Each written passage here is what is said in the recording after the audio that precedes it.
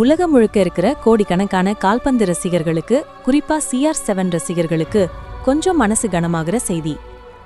நம்ம எல்லாருக்கும் தெரிஞ்ச கால்பந்து உலகத்தோட கிங், லெஜெண்ட், பல பேரோட இன்ஸ்பிரேஷன் கிறிஸ்டியானோ ரொனால்டோ.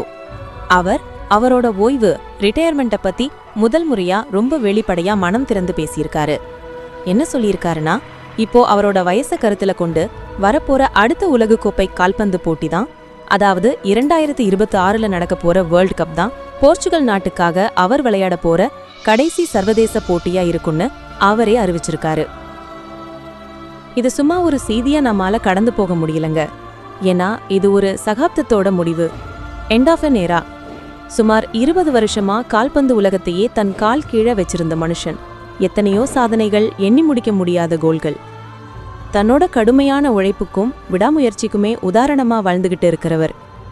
நம்மள பல பேர் அவரோட ஆட்டத்தை பார்த்து, அவரோட வேகத்தை பார்த்து தான் கால்பந்து ரசிகனாவே மாறியிருப்போம். அந்த சியூ செலிப்ரேஷனை பார்க்காம ஒரு மேட்ச் இருக்காது. அப்படிப்பட்ட ஒரு ஜாம்பவான் இதுதான் என்னோட கடைசி ஆட்டம்னு சொல்றத கேட்கும்போது அது கோடிக்கணக்கான ரசிகர்களுக்கு ஒரு பெரிய அதிர்ச்சியையும் சோகத்தையும் கொடுத்திருக்கு.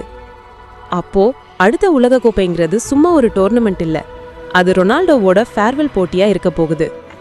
அந்த தொடருக்காக இப்போதே ரசிகர்கள் ஆவலா இருந்தாலும் இதுக்கப்புறம் இவரை பார்க்க முடியாதேங்கிற ஒரு பெரிய சோகத்தோட காத்துட்டு இருக்காங்க.